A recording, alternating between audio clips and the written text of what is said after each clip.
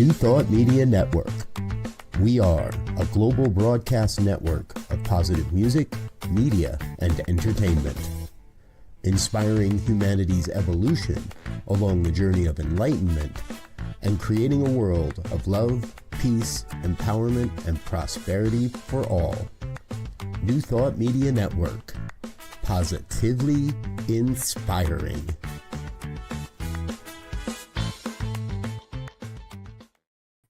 And hello again, dear ones. Dr. Robert with you here on a Friday evening. It's Ask Me Anything. Happens once every month. And in partnership with my dear friends at the Center for Spiritual Living Boulder Valley, cslbouldervalley.org. Check them out. Check us out online. The first and the third Sunday of every month, and in person on the second and the fourth Sunday of every month. Yep. Thanks to the good people at Center for Spiritual Living Boulder Valley for sponsoring tonight's program. It's Ask Me Anything. And yes, I will answer any question you have. All you got to do is drop your question in the chat box or the comment box. Whatever might be appropriate for whatever platform you're watching on. Broadcasting on Facebook and YouTube this evening. I don't know how often you get a chance to ask me anything.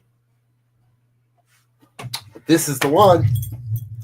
And it'll be a really boring show if nobody asks any questions.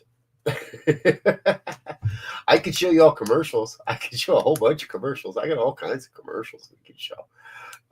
All kinds of things I could talk about. But I really want to talk about the things that you want to hear about. That's what it's all about. So feel free to chime along, chat along as we get along. And what I will do, I'll show you this. Science of Mind Archives and Library is thrilled to celebrate the gala grand opening of our new home at Unity Village. While we wish everyone could join us in person, we understand that's not possible for everyone. That's why we're excited to announce a live stream option. Tune in to our YouTube channel on Friday, April 25th at 6 p.m. Central Time for an unforgettable evening featuring a keynote address from Reverend Dr. Jesse Jennings, musical inspiration with Karen Drucker, and the spiritual leader of Centers for Spiritual Living, Reverend Dr. Sonny Cantrell Smith, and the spirit of Reverend Dr. Ernest Holmes. Including exclusive content you won't want to miss. Grab your virtual ticket to this amazing event today with a $25 donation. Sign up today at www.scienceofmindarchives.com. And that is why we are doing Ask Me Anything here tonight on this Friday instead of next Friday when it is normally scheduled. Yes, this program is normally scheduled on the last Friday of the month. However, when we put it all together, I did know that we would be at Unity Village next week. New Thought Media Network is proud to be in partnership with the Science of Mind Archives and Library to help you tap into and experience their gala grand opening. And I tell you, as I hear more and more of the people that are going to be at this event next weekend, it's going to be a lot of fun. So we're going to be at Unity Village. We're going to have cameras and people and microphones. And so we're going to, I would say, keep your eyes open for some special guests, some pop-up interviews, some spontaneous broadcasts that may not be advertised. And if you'd like to join the archives for their gala, we encourage you to make a $25 donation and join the archives. We'll be broadcasting the live stream of their gala evening, and they're going to have a great talk. We have Jesse Jennings. We'll be doing a keynote and music with Karen Drucker. Reverend Dr. Sonny Cantrell Smith will be speaking as well. And we have some exclusive, I can't tell you what it is, but we have some exclusive content for those on the live stream. So when everybody in the room goes to dinner, there's nothing really to broadcast because the night is built into 3 parts. There's the pre-evening and the keynote address and the early stuff, and then there's dinner, and then there's some more stuff after dinner. We're going to broadcast all of it for those that make a donation, $25 or more. We'll get you a ticket to the live stream. And what we're going to do is, while everybody's at dinner and eating dinner and having dinner and enjoying dinner, that won't be a very interesting thing to watch. So rather than force you to watch everybody eating dinner, we're going to have some exclusive live content from Unity Village, some of it might be pre-recorded, but we're going to have exclusive content from Unity Village all next weekend. So you can look for us on Friday, Saturday, throughout the day, Friday and Friday evening, and then some pop-up interviews and stuff like that on Saturday as well that I would encourage you to take a look at. We're going to have some surprises that weekend. It's Ask Me Anything on a Friday night.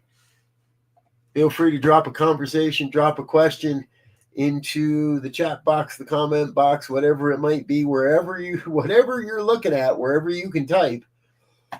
Excuse me. Feel free to drop a comment in there, and I will be happy to answer it. It may not be the answer that you're looking for, but I'll be happy to answer it. So Friday night, Ask Me Anything happens once a month, and the way the game works is if you don't ask me questions, I'll just babble along, and you can watch or not. What else we got going on? The archives are the biggest thing, the biggest event right now, and it's important because if any of you out there are following along on my Substack articles, we've got a great Substack that we're creating, and let me see if I can grab you the link to that real quick while we're talking. I'm sure I can. I just got to go get it. We're really creating, I think, something unique. Let's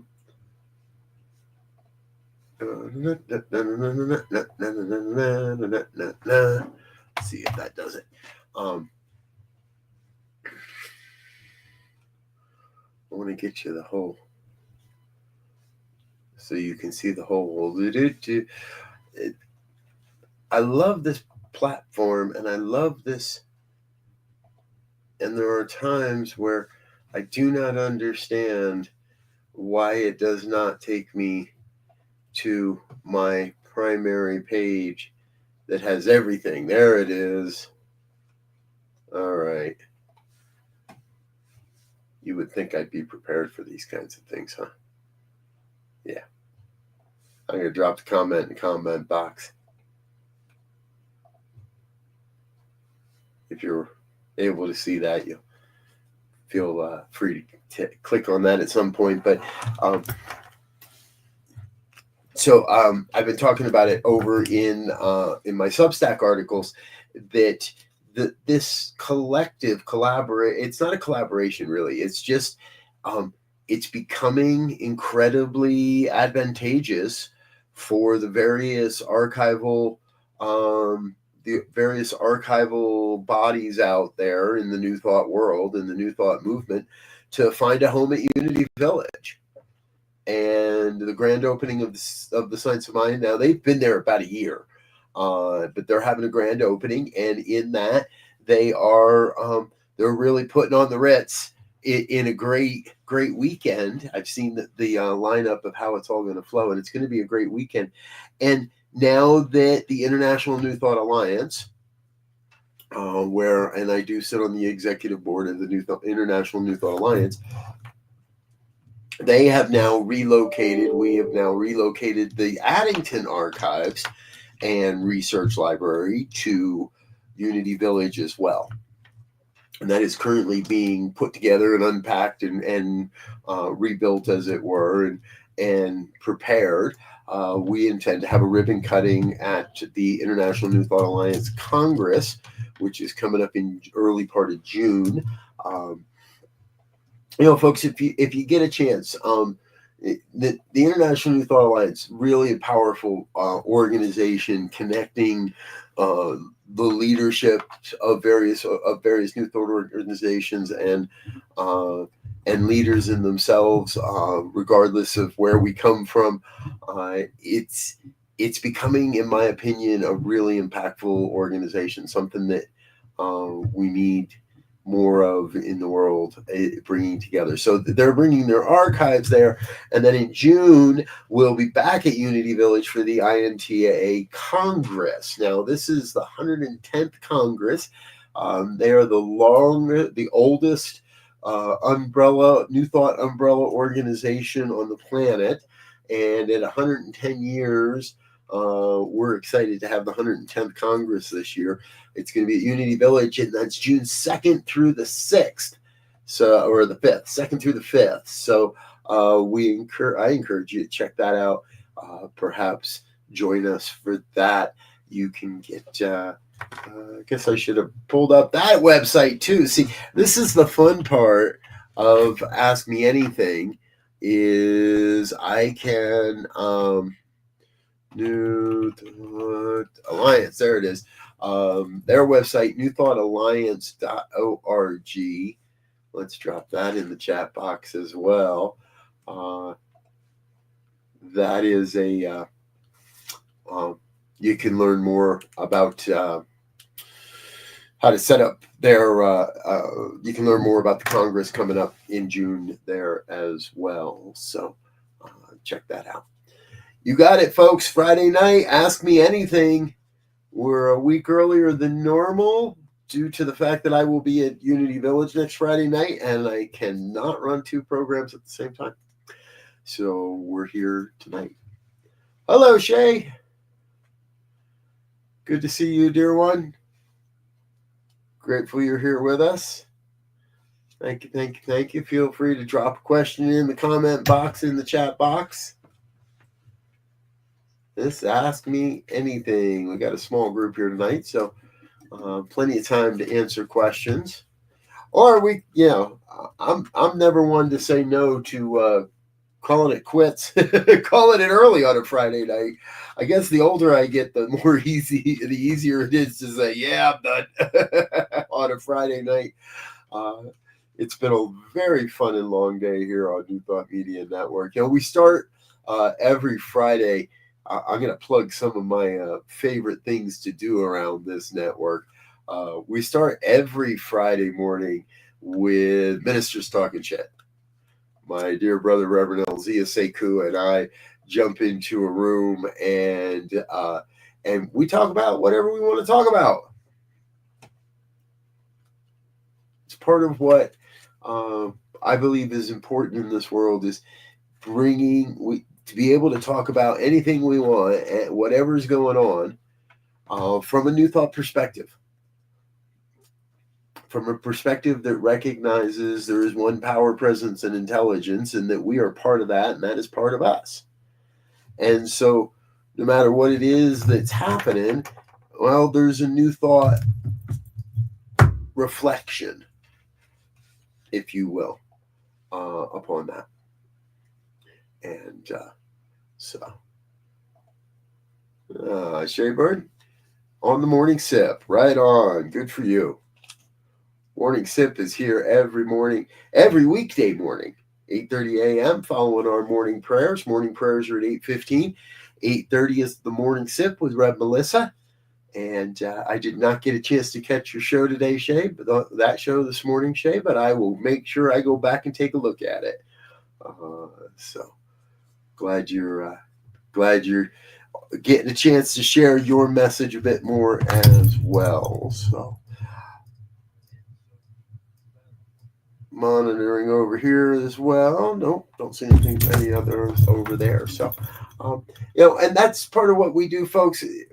There is now this network started with one idea: prayer. And now, if you look at our weekly schedule, you're going to see 40 plus hours. And this isn't even the most updated. This is actually getting kind of old here. I got to update this again. I haven't loaded the newest. Let's see if I can load up the newest version of that real quick while we're chatting here, because one of the other shows that we now have is called Roots and Branches of New Thought. It is with Reverend Dr. Ruth Miller, who is the president of Emerson Institute. And that program is, whoa, it says I've uploaded too many files. All right, let's get rid of some stuff here. Reverend Dr. Ruth is the president of the Emerson Institute, and she's brought forward a program called Roots and Branches, which is an opportunity to look at just that, the roots and now the branches of new thought, and how those are coming forward in different ways. And I'm really excited. She's been looking at the roots, and her program's been focusing on where new thought comes from, and so much of where it all started, how it developed, how it became what it is. And it's really great if you're new to the philosophy, or perhaps you've been hanging around for a while, but some of these things, how it all started, isn't entirely clear. Well, this is a great place, a great way to learn more. Now, why am I not finding? I just was looking at it, and all right, boy, oh boy, am I having an evening. Let's see. All right, now I've got 15 versions of it. Don't need 2022, 23, 3. Trying to find the 2025 version. There it is. Okay. My apologies. That's hard to do. There we go. So you can see there at 4:00 Mountain Time on Tuesdays, Roots and Branches with Reverend Dr. Ruth Miller. A great program. And this one isn't on there. However, we just premiered a brand new program earlier today. I got to see if we even have a playlist for it yet. We just premiered this program earlier today, Divine Science Everywhere. Reverend Joy Fletcher, Reverend Jeff Radcliffe, and Bishop Durrell Watkins. What a great program. Today was their Get to Know Each Other episode. They had a chance to share a bit about who they are and how this whole their program came to be.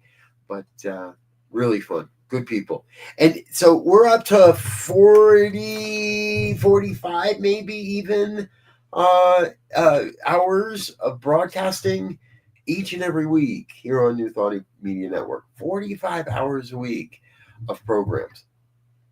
And it all started with 15 minutes of prayer. It all started with 15 minutes of prayer and a vision and an idea, and a vision that had been emerging, and some ideas that had been bouncing around the ethers for quite a while. I'd actually started doing the Good News podcast before the pandemic, and even before there was a New Thought Media Network. I had started doing the Good News, and now we're up to over 250 episodes of the Good News. Happens every Friday. I have a co-host, a partner now, Reverend Barbara Jean out of Toronto, CSL on the Lake. Does at least one, if not a couple of set of the episodes each month, Friday nights at 5:00. It's a really, I enjoy the program because I learn about the good news, and it's an opportunity for you to learn about some of the good news stories that are happening. It's easy to get inundated with the irregular news. And I think well before I found New Thought, I had always wanted to see a half hour of, and now the good news, following the regular news. So we do that now. And I'm doing it. We've been doing it for 6 years or so now, following the good news stories. Originally, it was just a podcast, and you can still find those podcasts anywhere you look. You do a search for "And Now the Good News." You'll find the old podcasts before we went video. Now that we're video, they should be there because the automation should put them there. If not, yes, I load them. I'm the guy that does that. That's part of my job. Don't ask me what my job is around here. I don't know that I could. I don't know if I could fully explain it all. But and you wouldn't want to hear me explain it all. I don't believe, at least. So, yeah, Divine Science Everywhere. It was a really good show today, and I encourage you to check that out. And of course, it's a Friday night, which means life would not be complete if I didn't at least talk a little bit about my dear brother, Pastor Michael Mangus, Reverend Michael Mangus. Oh, we still gotta. I gotta see if. Wow, is there a better? Is that the most recent flyer we have for Pastor Michael? His Friday Fireside Chat is always a good time as well. I encourage you to check that out. I'm not going to sit here and talk about all the shows we have on the network because, well, number one, it would take a long time. Number two, I would really encourage and ask for what are the questions that are burning in your heart? What are those questions that need to be answered? Because the concept, the idea behind this program, and again, I'll do another real quick shout out to our good friends over at Center for Spiritual Living Boulder Valley. CSL Boulder Valley is the sponsor of tonight's program. They help to ensure I can do what I'm doing and bring this to you each and every month. So feel free to check us out on the web, cslbouldervalley.org. So they give me the opportunity to do this each month.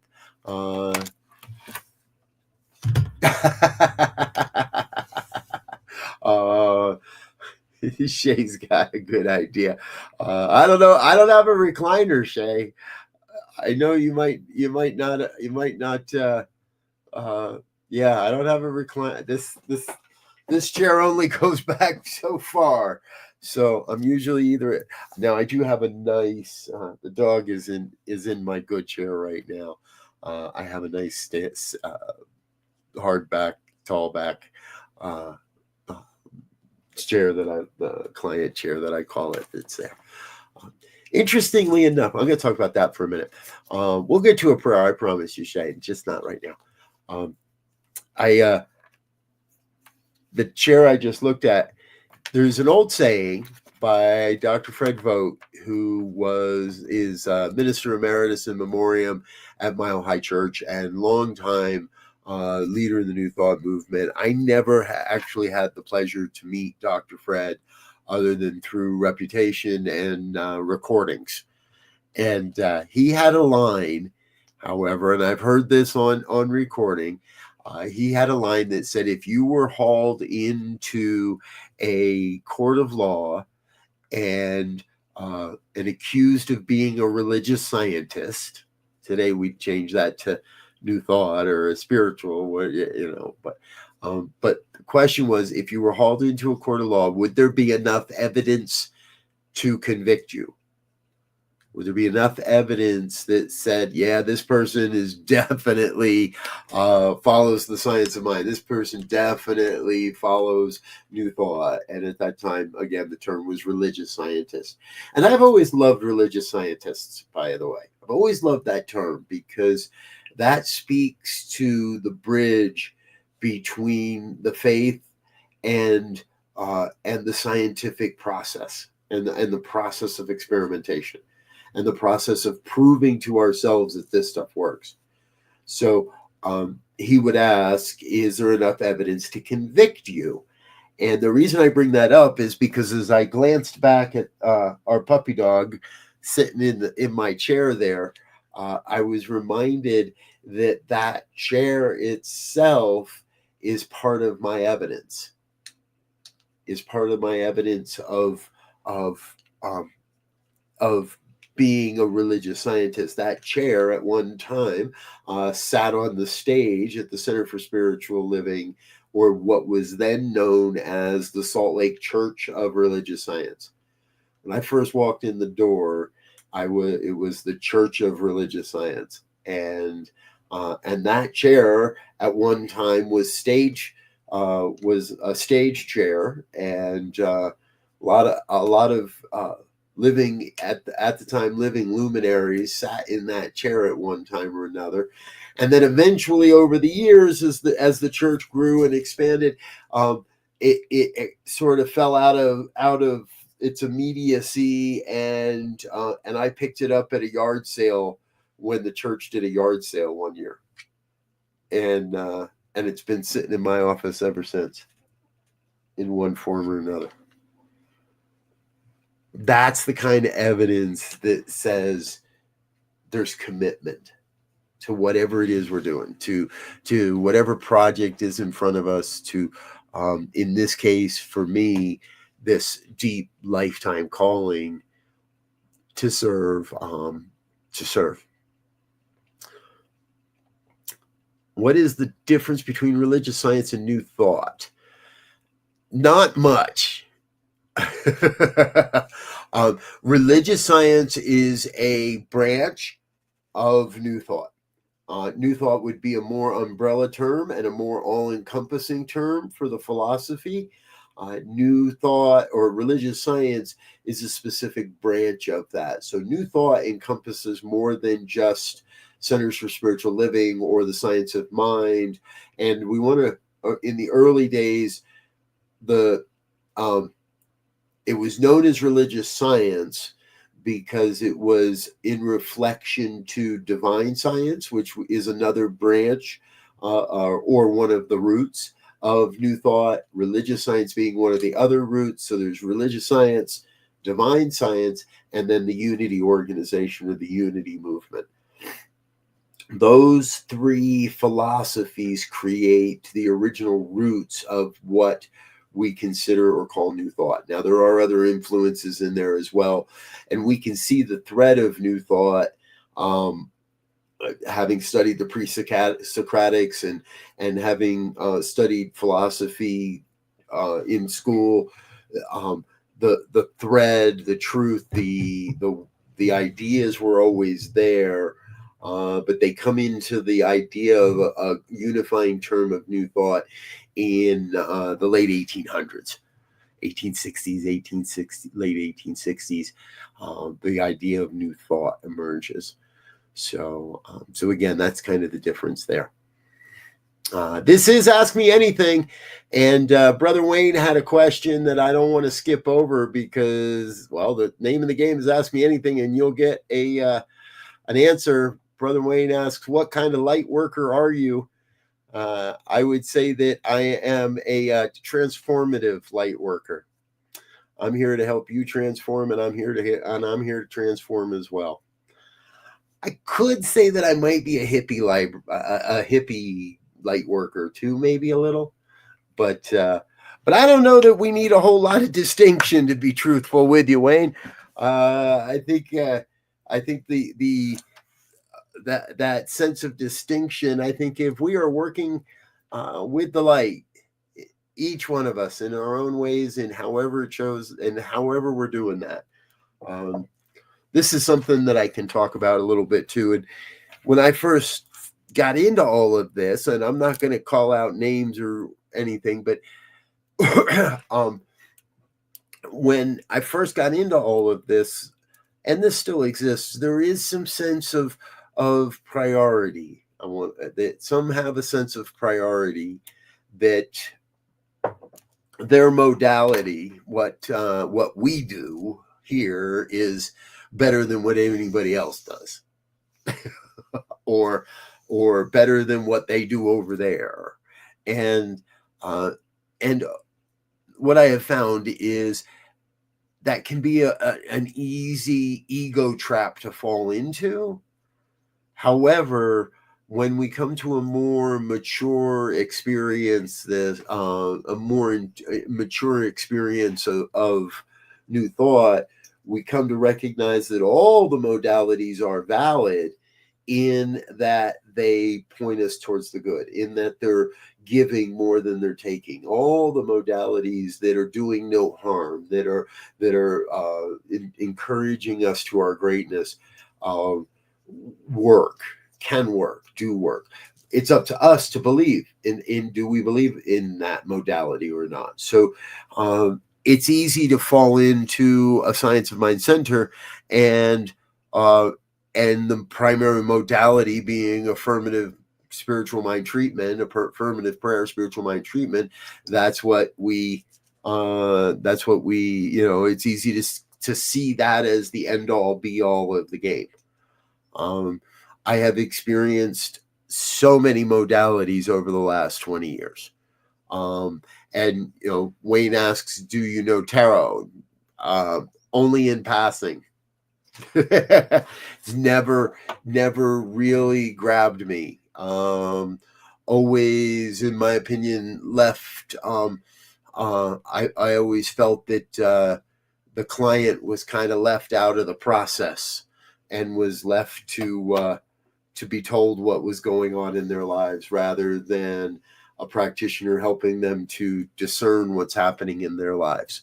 Now, that's not to say that all people that practice any given modality are ineffective, and not all are effective. The client, the person, the believer has to have the belief in it as well. I know people that will say that pendulums are woo-woo, and using a pendulum to discern the answer to questions are woo-woo. I will say, I know people that will say that muscle testing can be faked and ineffective. I have found both modalities to be effective, to work, and I have other modalities that for me are easier to discern what is the truth than pendulums or Ouija boards or tarot or any of it. Again, not saying any of it's wrong, and I'm not saying any of it's faked. I'm just saying that we've got to do what is right for each of us. And what's perfect and right and lights up my light is not necessarily going to be the thing that turns on your light. If it does, great. If we get along, great. If not, I've got a little bit of allergy eye going on, so excuse me while I try to itchy eyes today. It's springtime in the Rockies. So so the answer is, Wayne, I'm not consuming light, but I am. I'm not commanding light, but I am. I believe we're all transceivers of light. We're all and those that follow know, I will say this, we're transceivers of love, we're transceivers of light, we're transceivers of beauty and truth and health and wealth and well-being and abundance and prosperity.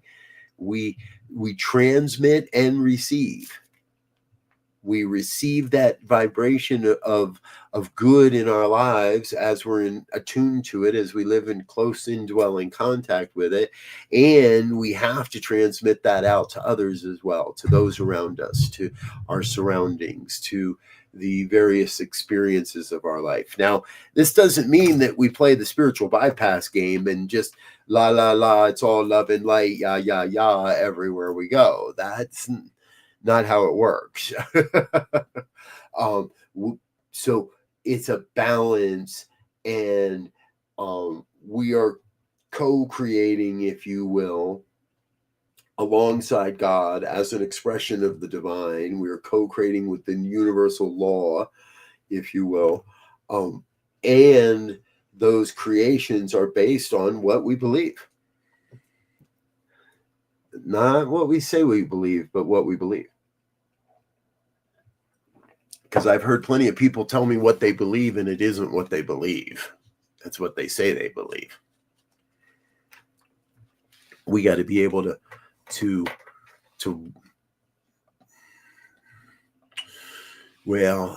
how am I want to say this? We've got to be able to stake our claim to what we believe. We believe it's an abundant universe. Yes or no? Yes. Do we believe that there is an unlimited source? Yes or no? Yes. Do we believe we can create from that source? Yes or no? And truthfully, and again here,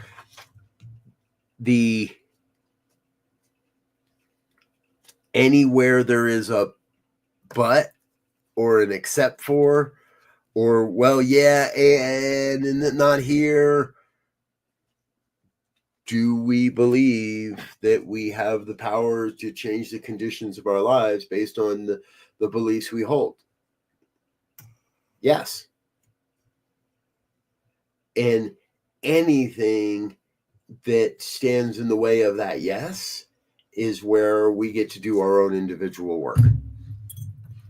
That's where we get to say, if there's something that's standing in the way of that yes, that's the place to do to look deeper and say, okay, what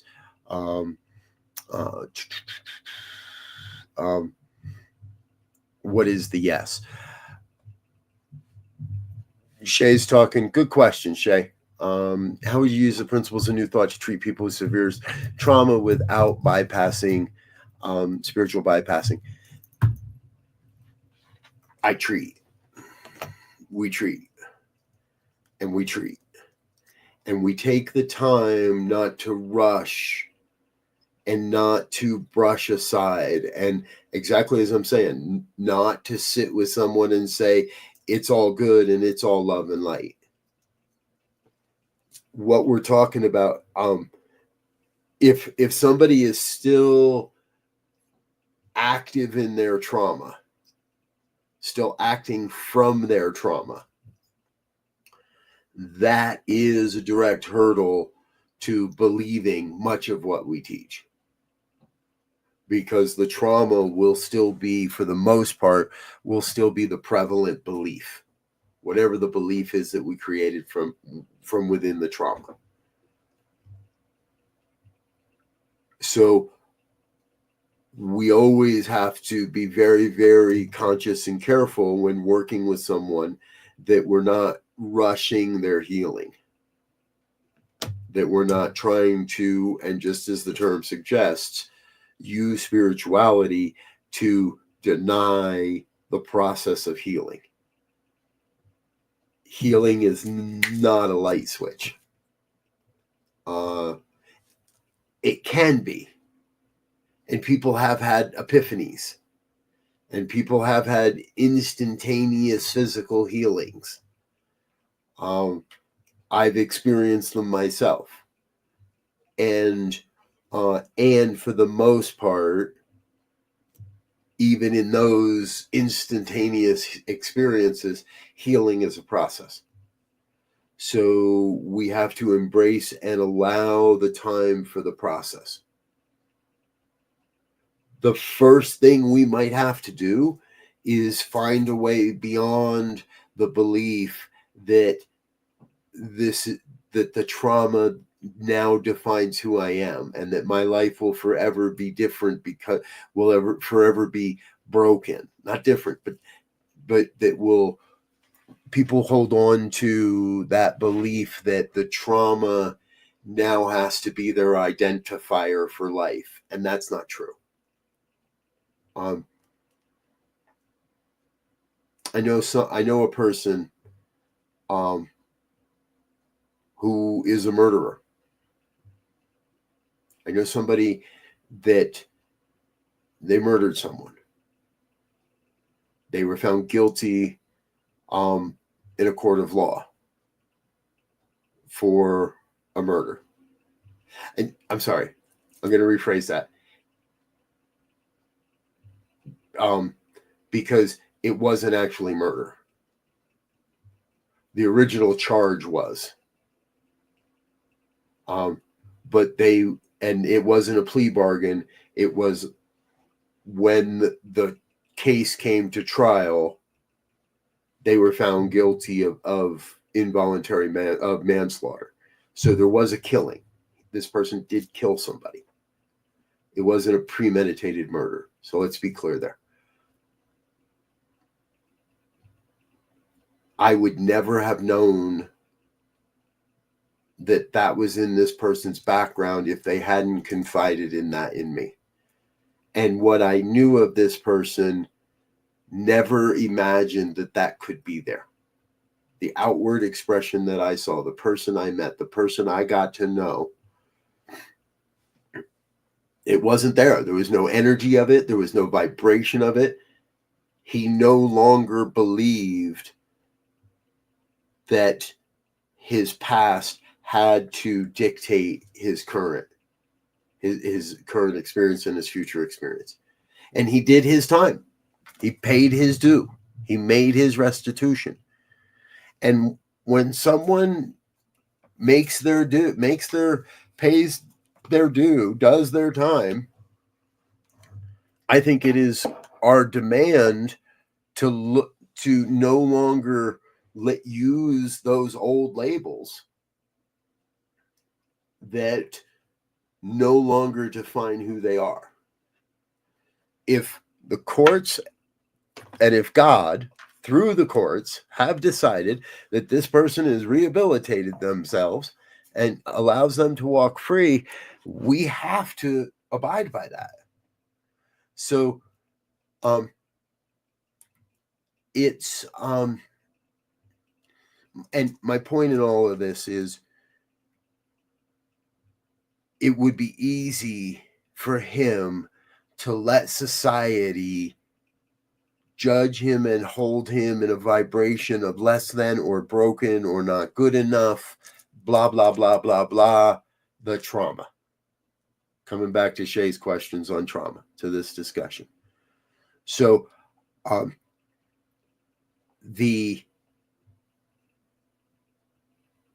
and how we find that is to let the person talk.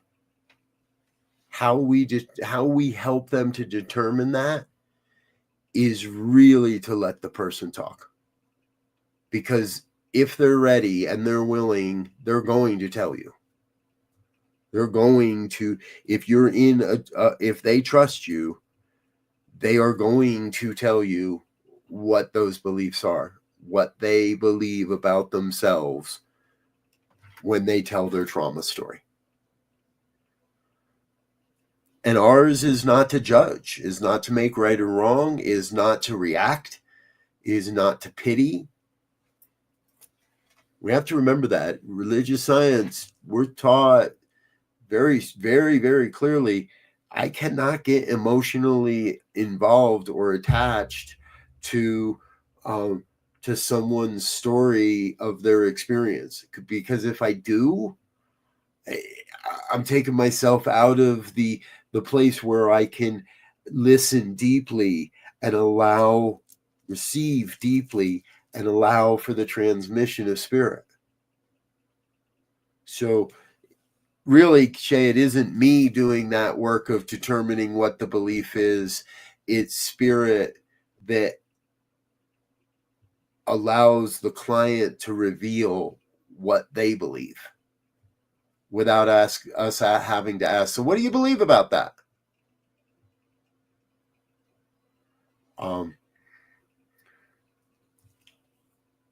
Truthfully, Shay, in a practitioner client session, it's not about empathy.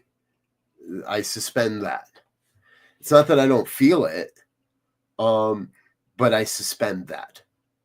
I can't come from that. I have to be able to put that aside to be able to be fully present as witness. But and sympathy would act the same way. Now, and again, it's not that it's not there. It's there. I just don't let myself ask questions or speak from that. Not in a client session. It's that's something different. that's something that happens in a and in a lot of ways and in a lot of times, the empathy or feigned empathy and sympathy can really just perpetuates the old hidden belief, the old belief.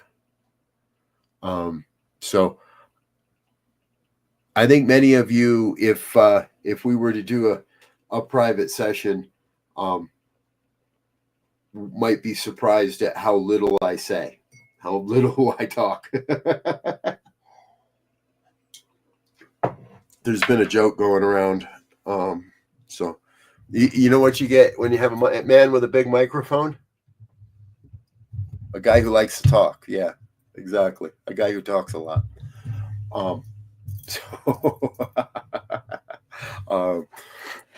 So here we are, 45 minutes in on a 90-minute program, just at the halfway point, folks. Ask me anything here on New Thought Media Network. Grateful that you're with us. Grateful you're being a part of what we're doing here. Thanks for tapping in and tuning in. Thanks to the good people at Center for Spiritual Living Boulder Valley to make this all happen. For many of you, you may know that I'm hanging my hat there on Sunday mornings. You can catch us on their online Zoom room on the first and third Sunday of the month. And that's at 10 a.m. Mountain Time. So tomorrow morning, 10 a.m. Mountain Time, you can catch us this Sunday.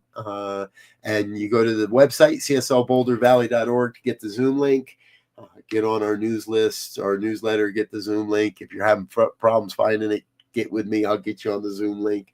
And we have a great conversation on 10 a.m. Mountain Time on the first and third weeks of the month. On the second and the fourth, we're live and in person at 4 p.m. Mountain Time in Lafayette, Colorado. So I invite you to check out what we're doing. And of course, all of our stuff is over on their YouTube page, CSL Boulder Valley YouTube page. You can check that out, past talks and past stuff like that. So Wayne's saying, more Mr. B, please. All right, Wayne, you got it. You can have as much as you want. And anyone else that's watching, thanks for being with us. I'm going to take a very short break here and let my voice feels a little rough at the moment. So I'm going to take a very short break and let you learn a little bit more about some of the things that are happening here around the New Thought Media Network, some of the things we're involved with, some of the people that help make all this happen. But please don't go away. Stay with us. We'll be back right after these messages. Science of Mind Archives and Library is thrilled to celebrate the gala grand opening of our new home at Unity Village. While we wish everyone could join us in person, we understand that's not possible for everyone.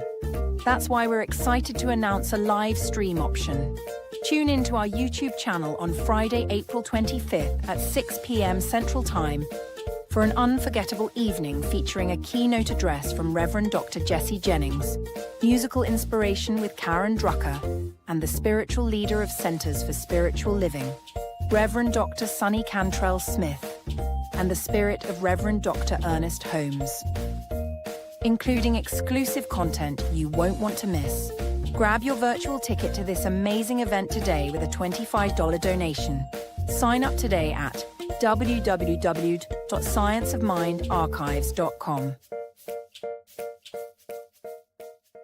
Please help us say thank you to our organizational sponsors, including the Hefferland Foundation, Affiliated New Thought Network, International New Thought Alliance, Science of Mind Archives and Library Foundation, Center for Spiritual Living Denver, Center for Spiritual Living Midtown, New Thought Philadelphia, Planned Happiness Institute, Summit Center for Spiritual Living, One Heart Retreats, Center for Spiritual Living on the Lake, Unity Kitchener, Unity Spiritual Center, Ottawa, Om Center for Spiritual Living, Satya Center, Begin Within Ministries, Center for Spiritual Living North Jersey, Unity of Savannah, and the Center for Spiritual Living, Seattle, as well as all of our individual donors. Thank you for being part of the New Thought Media Network. Please like, share, and subscribe. New Thought Media Network, positively inspiring. Yes. Thank you to all of our organizational sponsors and individual donors. It's thanks to folks like you that make it possible for us to share this New Thought message out around the world and bring you all of the programming we do throughout the week. I love and appreciate you. Thank you so much. If today is a new day for you to join our financial family, please head on over to the website, ntmedia.org. Click on the donate button. And if you have any questions, just reach out. We'll be happy to help you with those. Excuse me, again, ntmedia.org/donate. Every dollar does go a long, long way. Thank you for all of your contributions. All right. Ask me anything on a Friday night. We got a little over 30 minutes left in this program, folks. Now's that time. For those that are wondering, vanilla. Yep, I know. Pretty typical, but if you're going to ask me my favorite ice cream, it's vanilla. If you're going to ask me for my favorite flavored ice cream, however, well, that would be Ben & Jerry's Cherry Garcia. And I was, little known trivia fact, I was living in Vermont when they released Cherry Garcia. And at that time, it wasn't that easy to find. And I can remember more than a couple of nights of bouncing around central Vermont from store to store, from little convenience store to little convenience store, mom and pop gas stations and general stores, trying to find Cherry Garcia, Ben & Jerry's Cherry Garcia. So that has long been a favorite, a long time favorite. All right, there you go. Trivia question number one handled for the evening. If we ever do celebrity bingo or trivia question bingo, that might just be on it. What is my favorite ice cream? And it's a trick question because I just gave you two. Shay says, how do I help myself and others with processing repressed anger with principles?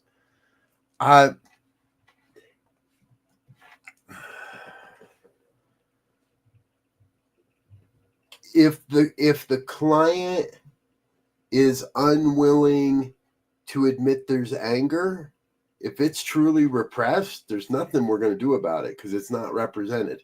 It's not presenting itself.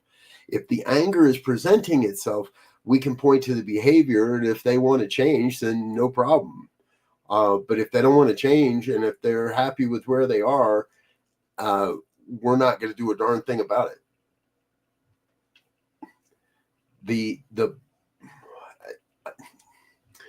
And I want to move away from the term client here.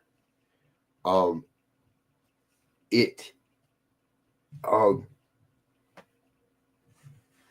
try not to look at people as clients. It's an easy term to slip into, and I've done it here tonight a little too much.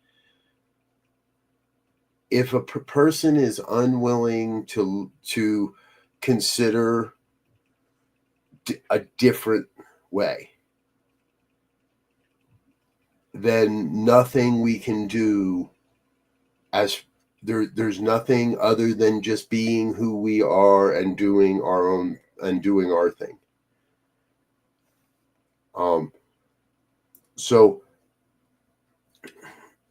if somebody is presenting as angry, we can work with that.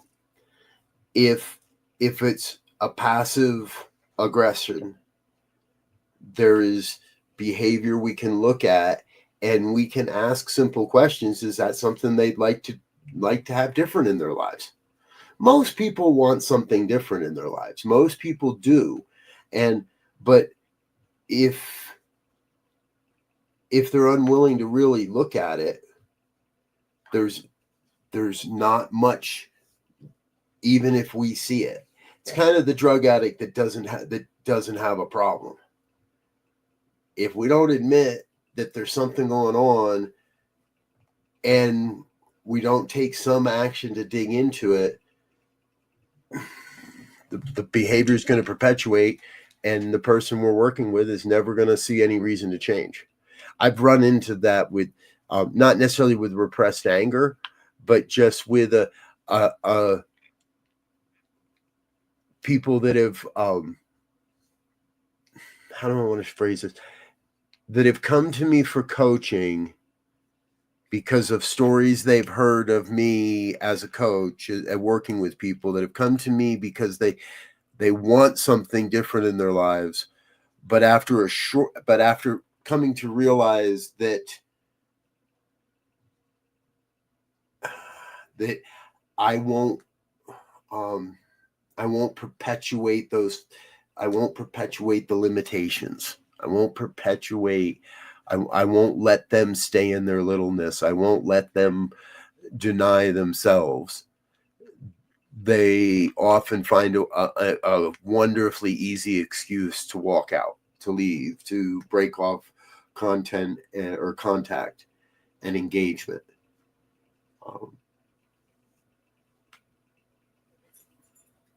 We're going to stay with that one for a bit, Shay. Wayne asks, are you a wizard? I say I will answer every question. I am not one, but I do play one on TV. I don't know. Perhaps I am. I have had this little wizard hanging out on my altar, my desk altar, for a long time. You may notice, however, that his left hand is broken off. I don't know when that happened. Don't know what it means. Don't know if it means anything.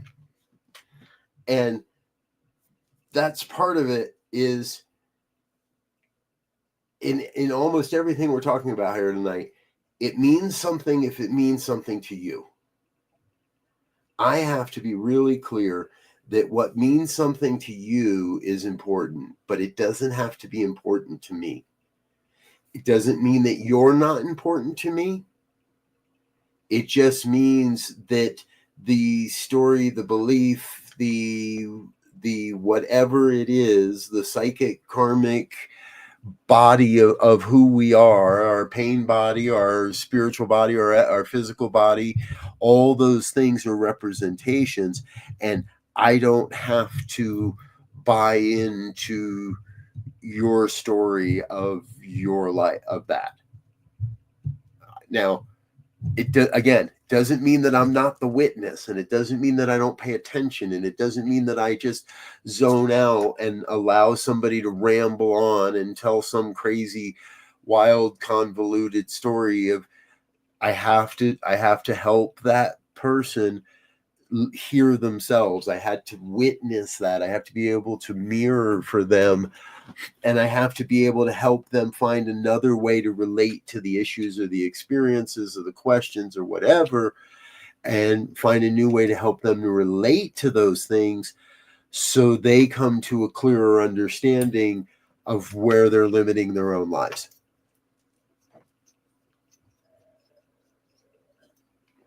Or not. Or perhaps are not limiting their own lives, but think they are.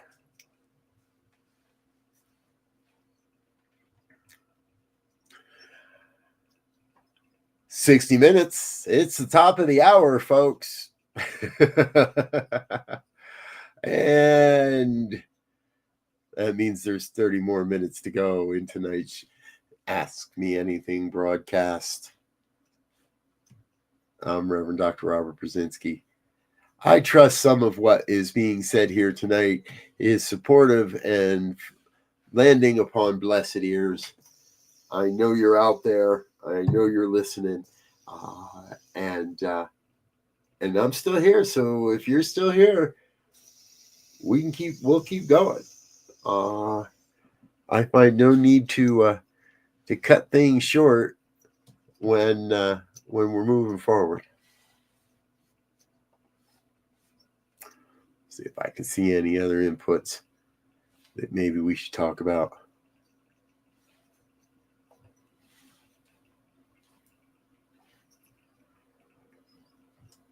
Oh, it's been a beautiful Friday. It's been snowing here all day. I started this morning taking my beloved to the airport, and it was more rainy than snowy. By the time I got back, took a little nap before my morning program. The rain turned to snow, which is interesting, and it's been snowing off and on all day since here.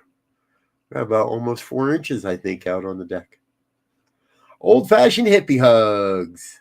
There you go, Wayne. I'll send an old-fashioned hippie hug your way, all the way up to Calgary.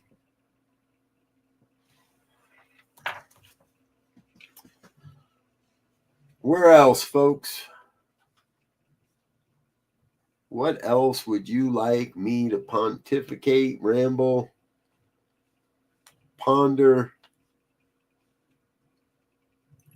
or just we could do a joke segment.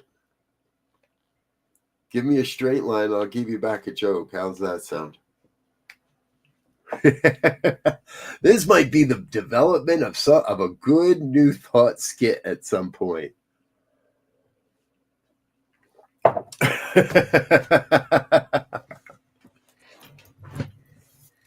Here's one. Okay. Let's see what Shay has here. If I'm still interacting with people who are not in alignment with my values and the principles of my spirituality, what does that point to as far as where my vibrational frequency or my part? I don't think that says anything about you at all, Shay. I think that says everything at all about them. Now, if you let that influence you, so then that's different. So you show up somewhere and it's kind of a low vibe, and maybe there's some people that don't understand, or there's some people that are still wearing certain colored hats. Let them be them. You do you.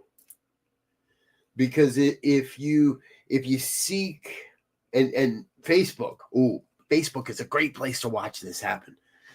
And I do it all the time.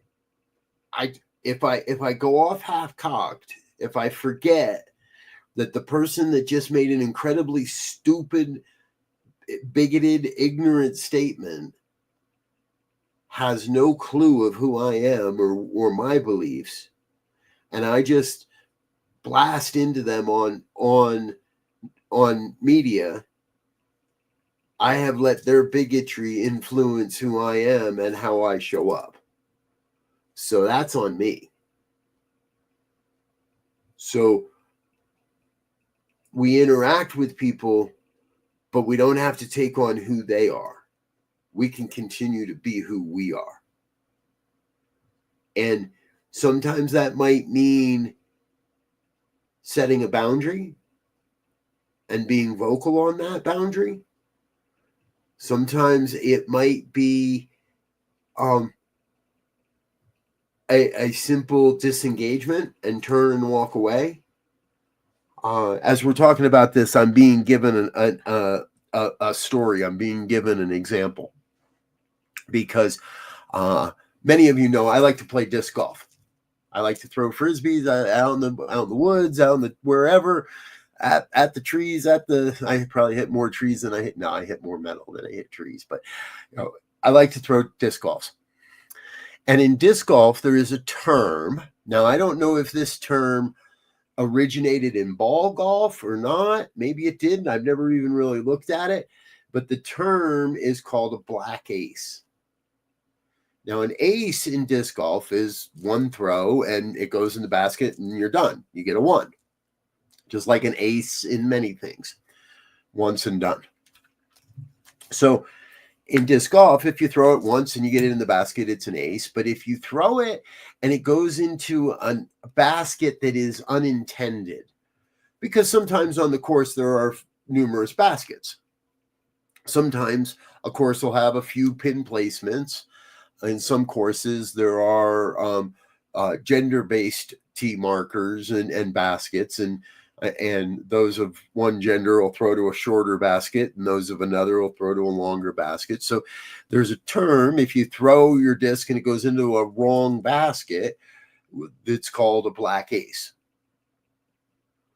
Now, I don't like the term for what to me is an obvious racial experience. Black is wrong, and it's not the right thing, so we're going to call it a black ace. We're going to call it black, as in compared to white or versus white. So to me, it's a one of those subtle perpetuations of a racial culture. And when I'm out playing golf, if somebody does that and claims that was almost a black ace or whatever, I have a choice of taking on an energy of attack, or I can take on the energy of education, or I can take on the energy of curiosity. For me, that often works, because I will ask somebody, hey, man, where did you first hear that term? What do you mean? And I'll say it. Black ace, you just said it. Where did you first hear that term? And maybe we can have a conversation around where that comes from and how they picked it up. And from there, we can have a conversation around, my belief around that. Not to make them wrong. And in that way, I'm not letting and I can use the term and we can talk about it, and I'm not letting that energy of negativity seep into the conversation. I'm not letting my judgments judge who he is because of something like a term or a belief system. So I deal with people a lot, actually. I think we all probably do. I think we deal with people more often than we know who don't necessarily align with our values, and especially as our spiritual values. And that's part of the fun, because that's part of the calling to create community and to be in a space of community where, to the best we can, we are the prevalent vibration in the room. Or we surround, and this is why people say it all the time, surround yourselves with those, right, like-minded, and you're as successful as your 5 best friends, and yada yada yada. When we are in those rooms, and I understand where you are geographically in the state, Shay, as I'm saying all this, so sometimes we are the one that has to be the stake in the ground and stand on those values and principles, even if that means keeping my mouth shut and just walking away from the conversation as soon as and as politely as possible.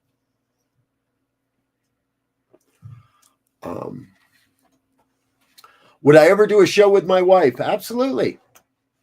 Yes. I'll talk to her about coming on next month. Wayne, how about that? We do a pair up show. And here's the other one Wayne asked: how can oneness people work together? I think that's exactly what we're talking about here all the time, Wayne. Is we are working together by simply showing up and having these conversations. We are working together by showing up for prayer time, which I know is one of your favorite shows, Wayne. By showing up for prayer time and being in that vibration and continuing to cultivate that vibration. And I'm back on my transceiver piece, right? And continuing to transmit that vibration back out. We don't come together at 8:15 a.m. and p.m. to change people or change the consciousness of humanity as much as we do to recharge ourselves. And that's why I don't lead that every day, every time. And that's why it's important that we have other people that lead these things. And it's important why there's more people involved every day in the network, is so that nobody has to do it at all of it, but everything we have is being asked of us now. I cannot do all the good the world needs, but I can do but the world needs all the good I can do. I cannot do all the good the world needs, but the world needs all the good I can do. Not Megan McDonough. If she finds out that I'm totally spacing her name, she's going to call me out on it. I know it'll come to me.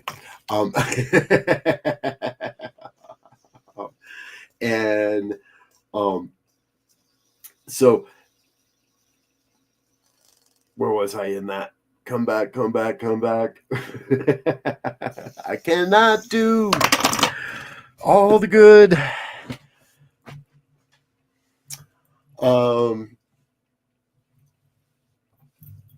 Do I have anything for you around gathering your cohorts for the intentional community? Given the region I'm in, do I treat for that what I would imagine calling them in now? Yes. Oh, yes. Yes.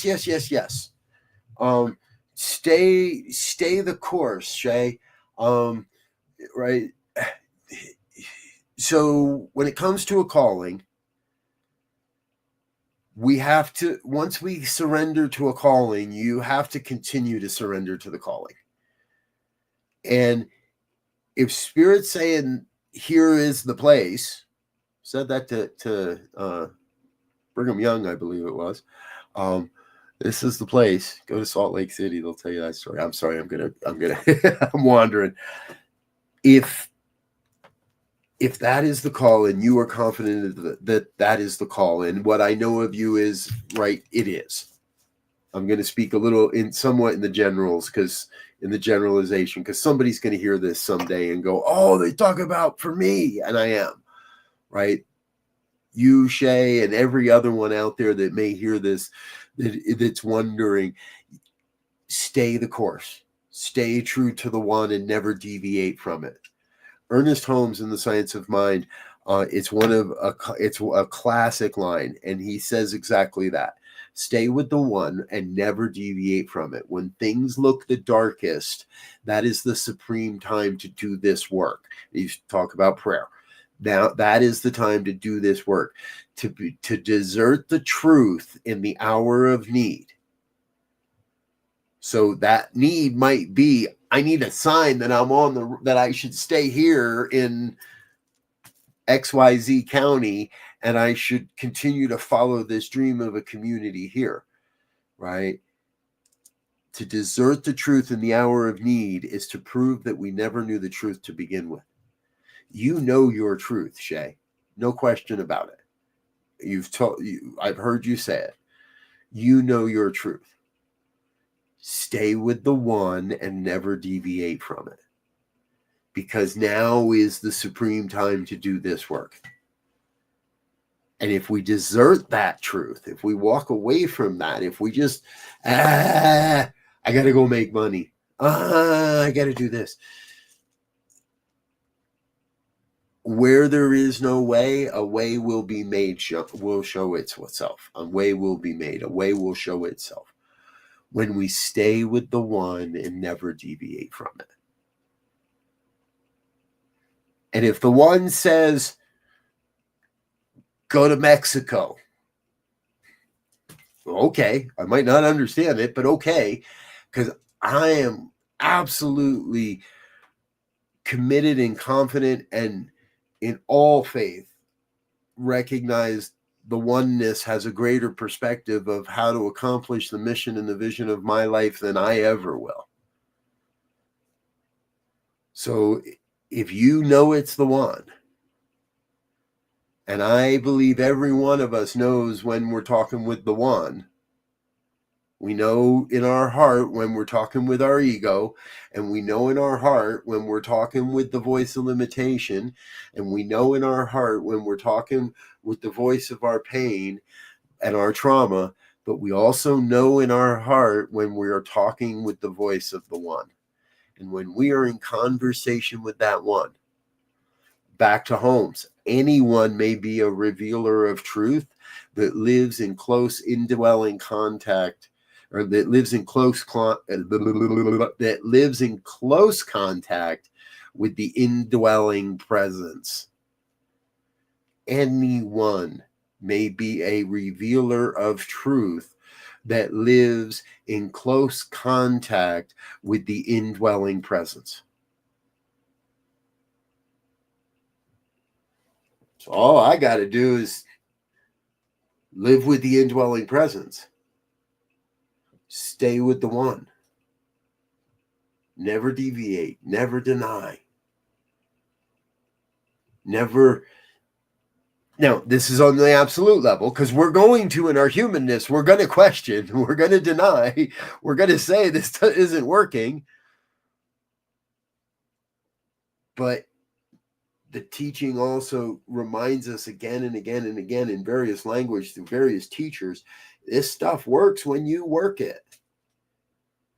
But, and I'm not speaking to anyone here specifically, but if you ain't doing the work, you ain't getting the pie. Plain and simple. If you ain't getting the work, the gates of heaven do not open. If you're not doing the work, you are not flooded from that reservoir of absolute prosperity and unlimited financial abundance. And if those things aren't happening, if it appears that it's not working, that's okay. That's just the time to double down and do the work. That's just the time to stay in it. Brene Brown talks about being in the arena, and I love that because I think that fits here as well. It can be easier to slip away. It can be easier to shut down and it can be easy to blame it on ourselves and claim that we are a failure in something. No. Stay with the one and never deviate from it. Yea, though I walk through the valley of the shadow of death, I shall not pitch a tent. Keep going. Truthfully, that's what this network is, folks. We put one foot in front of the other every morning. And every day we put, every day there is a conversation. There is something that reminds me. And some days are a lot longer and some days are a lot harder. And sometimes the balls get dropped and it appears like lightning just struck a china shop. And sometimes it's as if lightning just struck our server farm. And there's big explosions of technology and weirdness and wonderfulness. And through it all, we stay true to the reminder that we're doing good work here. That something is being built for future generations. That this is not only serving the people it is serving in this moment and in this day, but somehow we are serving a greater vision for the future. And we are all doing that. Every one of us has that within us. That's the truth. That's the truth. I'm sticking with it.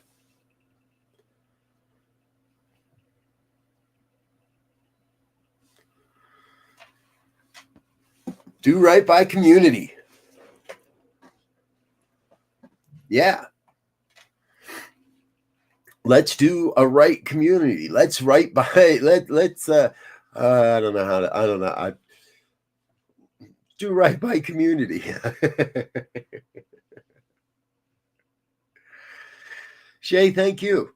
Thank you for staying the course. I don't know all of the details of what it's like to live where you're living. And I know there is beauty all around you. And I don't know, and I never could, and I never would, and I would, it would be a silly endeavor to try to understand exactly all of every part that has brought you to be you. But what I know is, again, the divine does get that. There is that power, presence, and intelligence that does know all of that. And that's true for every one of us. Wayne, myself, those that are watching in another time, those that have chimed in and already wandered off, those who've given us the thumbs up, and those that are watching that going, what in the world? This guy's weird. Every one of us is here for some reason. And I believe, and I am confident that the oneness understands everything that it has taken for you to be where you are right now. In whatever it is, whatever this moment, this sense of challenge or celebration is in your life right now, that oneness, that divine wholeness knows what it has taken for you to be here. And it also knows that you have a direct access to what the divine sees. You just have to believe. You have to believe that you can do that. You have to put in the practice of sitting in meditation or visioning or prayer. You are the control mechanism. You have your hands on the wheel. And the divine sees it all. And so if there aren't people around you that can see that truth of you, if you're having a hard time connecting or finding a human being that can hang on to that with you, always trust that you cannot be left astray by the divine. You can never be left abandoned by the divine. The divine is forever right there. I'm flashing on that old poem about God and the man and God walking down the beach, and the two sets of footprints, and then there's one, and the human says, how did you abandon me? And God saying, are you kidding? That's when I was carrying you. How do you think you got across that hard spot? We always stay in that place of remembering that even when it looks like my footprints are in the sand, I'm being carried by a higher power, by a bigger vision. And it's a whole lot easier when I say yes. It's a whole lot easier when I surrender into that. It's a whole lot easier when I stop using my human judgments to limit my experience of the divine.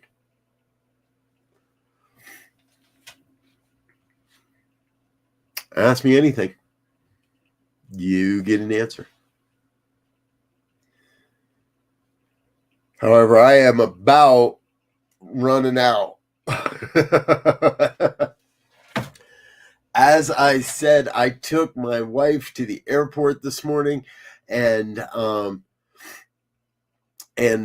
took my wife to the airport this morning, and it was early, and I got a nap, and then my morning show at 7, and it's been a long day, so I am running. There's a belief. I'm running out of steam for the day. Hello, Liz. I'll say hello.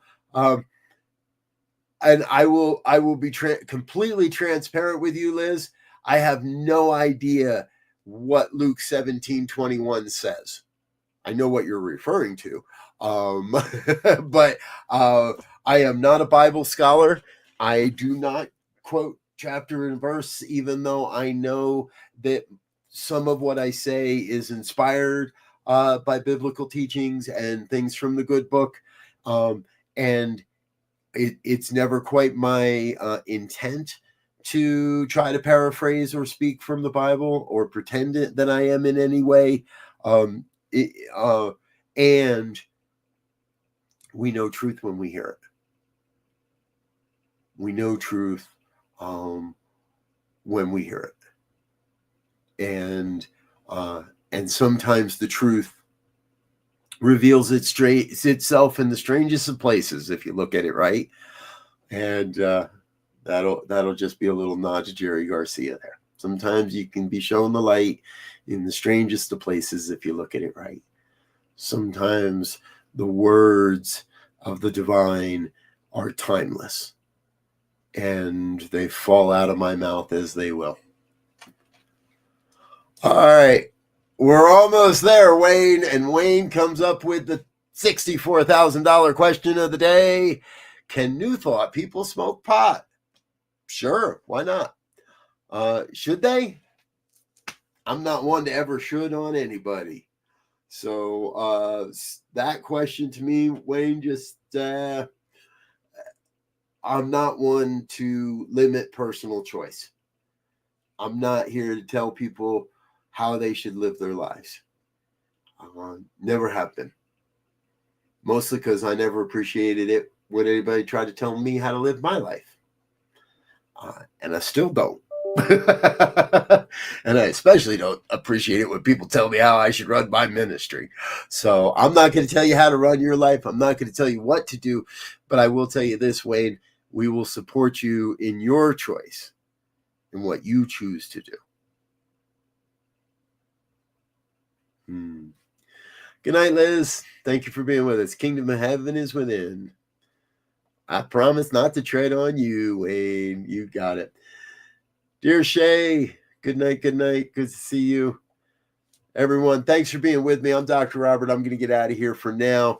We'll be back tomorrow morning, 8:15 a.m. with our morning prayer. Remember, 9 o'clock is the Science of Mind and Spirit Conversation Series, and tomorrow it is our dear friend, Reverend Victoria Baumberry, will be presenting from the Science of Mind textbook, and I forget what chapter we're on, so we'll have that up for you in the morning. I love you. I appreciate you. I think you're amazing, and I know you're a divine expression of God's life, so that is good. I cannot find my exit video, but when I do, I'm going to say thank you, wish you peace, and richest blessings. Bye now.